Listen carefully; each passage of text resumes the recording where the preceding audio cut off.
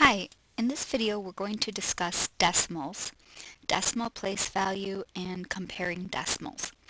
Decimals are similar to fractions in that they represent parts of a whole.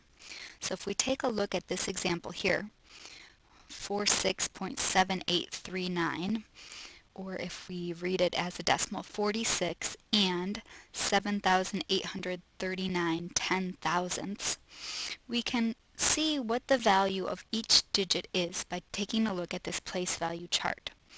So here we have 46 that comes before the decimal point. That is our whole number. So anything before the decimal point to the left of the decimal point is the whole number. When we're counting place value, we always count from the decimal point. So with whole numbers, we go to the left, and with decimals, we go to the right. So with whole numbers, we have the ones, tens, then hundreds place, thousands, 10,000s, and so on. To the right of the decimal point, the first place is the tenths place, then hundredths, thousandths, 10,000ths, 100,000ths, millionths, and so on.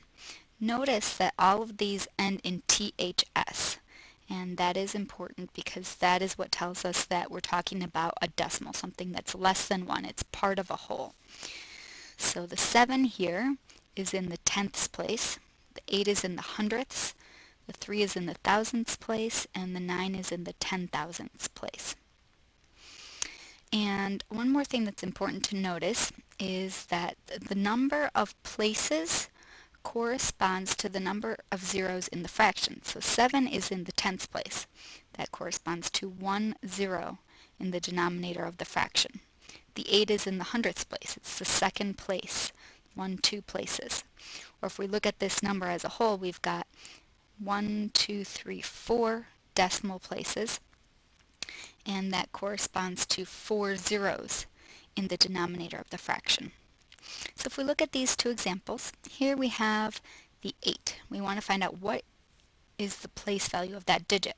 Well, we start at the decimal point and we count from there. So the first place, the 4, is in the tenths place, and the 8 is in the hundredths place. So it's in the hundredths place.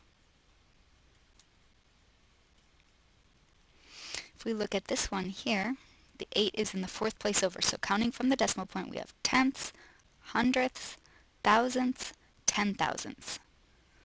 So the 8 is in the 10,000ths place. Okay. One more thing we're going to look at in this video is comparing decimals. This is if we want to compare to determine which one is larger or smaller, using the less than or greater than symbol. So the first thing that we need to do is line up the decimals vertically. So we line up the decimal points and the places vertically. And then we go digit by digit starting at the left.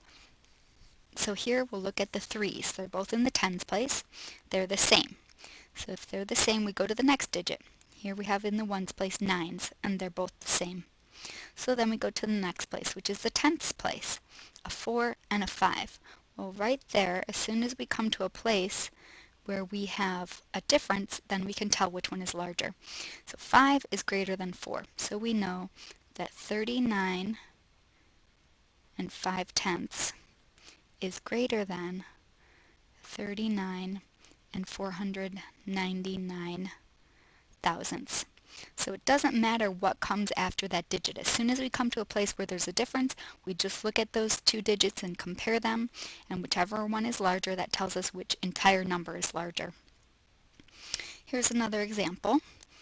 Starting at the left, we compare the 5's. They're both in the ones place, and those are the same. Then we go to the tenths place. We have a 6 and a 6. Those are the same.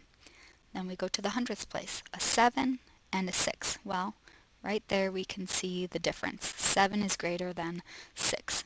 So 5.6701 is greater than 5.66999. One important thing that we may need to do is add zeros. So if necessary, we can always add zeros at the end of a decimal without changing the value.